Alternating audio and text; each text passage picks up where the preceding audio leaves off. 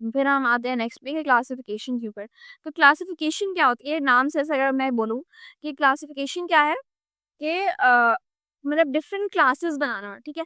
जैसे ये ग्रुप्स बनाए ना, ग्रुप्स को या अगर हम ग्रुप वर्ड को रिप्लेस करें विद द वर्ड क्लास या क्लासेस, तो अब मैं हर चीज को अलग अलग क्लासेस में डाल रही हूँ।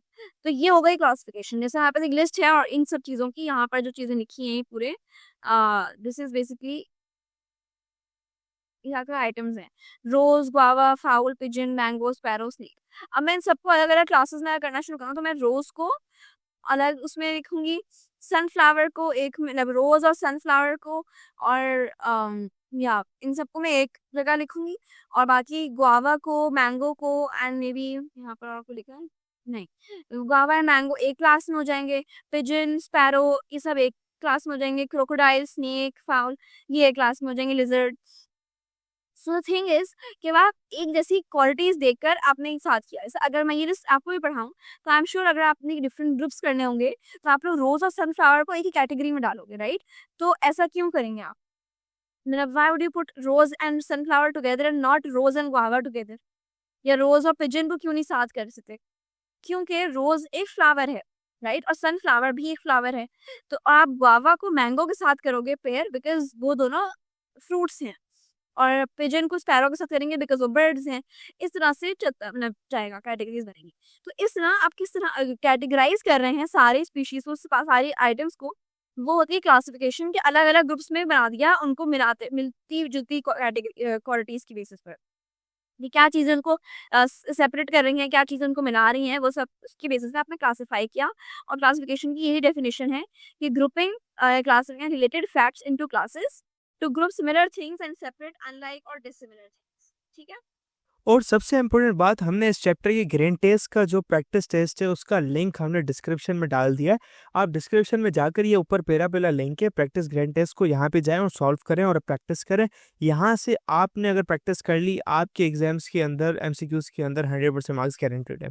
उसके अलावा अगर आपको हमारे फ्री नोट्स चाहिए, lecture, guest papers, model papers चाहिए, तो इस पहली वाली लिंक पे क्लिक करके आप हमारे चैनल को ज्वाइन हो जाएं, और दूसरी वाली लिंक को क्लिक करके आप हमारा व्हाट्सएप ग्रुप है इंपॉर्टेंट प्रीमियम, उसको ज्वाइन हो जाएं, ठीक है। अगर आपको ट्यूशंस वगैरह के अंदर एनरोल होना है, कोई डाउट है, तो ये हमारा व्हाट्सएप नंबर, इस पर क्लिक करेंगे आप डायरेक्ट व्हाट्सएप पे चले जाएंगे, और तमाम बुक्स के पीडीएफ इस वाले यहाँ पर आखिरी वाले आपके पास गिवन है। आप यहाँ से कोई भी बुक उठा सकते हैं, आपकी जो मर्जी चाहे, सारी की सारी क्लासेस का। इसके साथ साथ आपसे रिक्वेस्ट है, आप चैनल को सब्सक्राइब और वीडियो को लाइक भी करते हैं। हम लोगों ने आपके लिए एक पेज निकाल दी है हमारी, जिसके अंदर आपको बायोलॉजी की पूरी तैयारी करवाई जाएगी और बायोलॉजी की लाइव ऑनलाइन क्लासेस जूम पर दी जाएंगी। आपको पूरी बुक कवर करवाई जाएगी और आपको एग्जाम के हिसाब से भी प्रिपेयर किया जाएगा। चैप्टर टेस्ट होंगे, आपकी वीकली टेस्ट लिया जाएगा, और सबसे इंपॉर्टेंट चीज़, आपके एग्जाम राइटिंग मेथड सेशंस दिए जाएंगे कि भाई एग्जामिनर को क्या चीज़ चाहिए, एग्जाम के पेपर के अंदर लिखते ही कैसे हैं। और सबसे इंपॉर्टेंट, हमारे guess paper, target paper, model paper जो हम देते हैं ना आपको, गेस पेपर, उससे 60 to 70% तो आपका पेपर लग ही जाता है, तो आपकी 70% तो तैयारी हो गई। और अल्हम्दुलिल्लाह अल्हम्दुलिल्लाह अल्लाह के शुक्र से हमारे बच्चों के 85 से 90% से अबव आ ही जाते हैं बिल्कुल आसानी से, जो इस चीज़ को फॉलो करते हैं। और इसकी फ़ी पता है पूरे साल की एक सब्जेक्ट की कितनी है? सिर्फ और सिर्फ 3,000 रुपये आप लोगों के लिए। पहले पिछले साल 12,000 थी, उससे बड़ी भी थी, लेकिन अभी आप लोगों के लिए हमने कर दिए सिर्फ और सिर्फ 3,000 रुपये।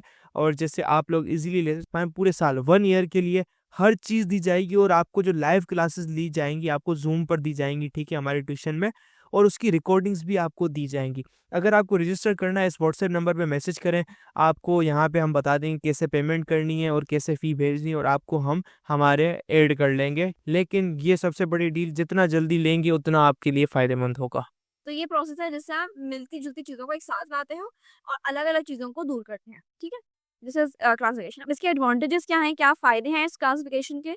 वो ये हैं कि आपने ज़ाहिर है अगर उनको सिमिलैरिटीज के बेसिस पर मिला रहे हो, तो यू हैव कि आपको पता है कि अच्छा ये से सारी स्पीशीज एक तरह की हैं और ये सारी स्पीशीज अलग तरह की है, तो मैं इन दोनों के बीच में कंफ्यूज ना हो जाऊं। अगर मैं आपसे कहूँ कि एप्पल की और ऑरेंज की आप कंपैरिजन करें, एप्पल्स और मतलब हाँ, इन दोनों को मुझे बताएं कि कौन ज्यादा अच्छा है।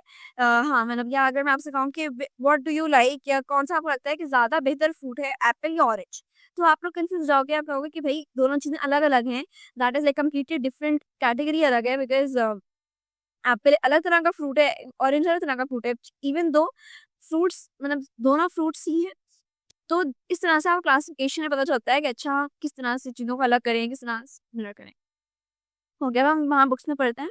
तो लिखा है biologist have devised ways of grouping organisms. The grouping of organism is called classification. Taxonomy is a branch of biology related with identification, naming and classification of organism. अच्छा, ये चीज़ हमने ऐसे ही पढ़ी थी ना कि टेक्सोनॉमी क्या होती है, हम मैं लिख भी देती हूँ ताकि आपको याद आ जाए।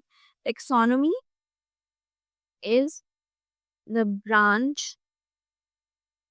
of biology concerned with identification, naming and classification of organisms.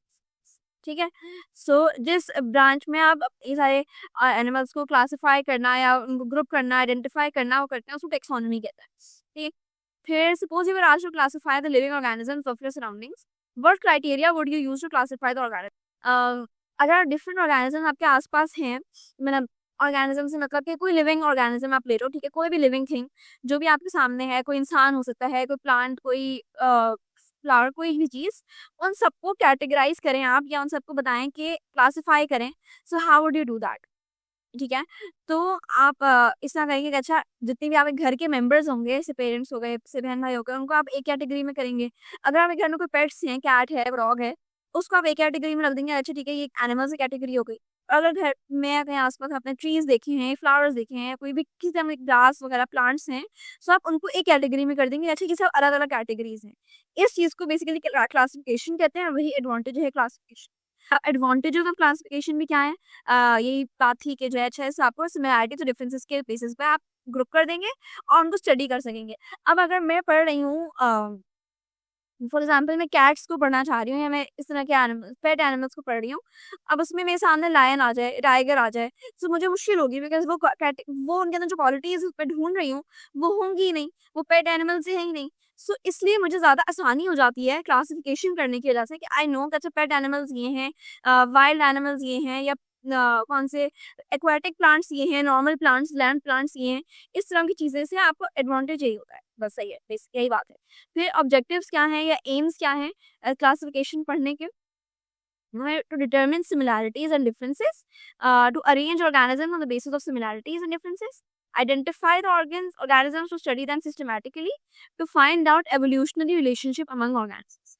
अब इसको मैं इस हाई बहुत ही मुश्किल वर्ड्स लग रहे होंगे, अब बता बेसिकली 4 ऑब्जेक्टिव्स हैं। ऑब्जेक्टिव्स क्या है, एक है कि आप सिमिलैरिटीज डिफरेंसेस को डिटरमिन कर, डिटरमिन का मतलब होता है कि बस आपने पहचान लिया। वजह से हम बात करते हैं ना बायोलॉजिकल मेथड में कि प्रॉब्लम को पहचानना भी पहला स्टेप होता है।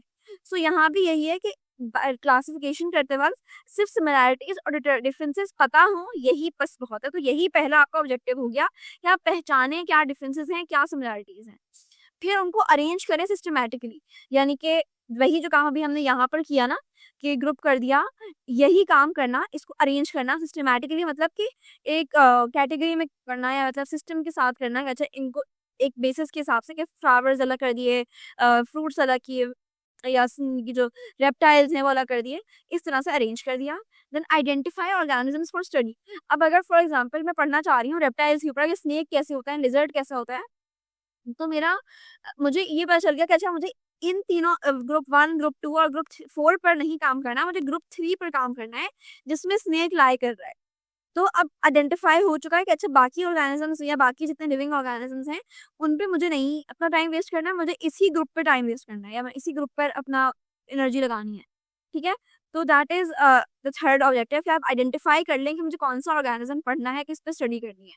Then fourth, understand evolutionary relationships कि कहाँ से क्या होता आ रहा है। जैसे अभी एवोल्यूशन यही होती है ना कि इंसान होमोसेपियंस थे, वहां से अब यहाँ तक आए हैं, सब इस तरह की चीजें हैं, चिंपैंजीज थे, व्हाटएवर।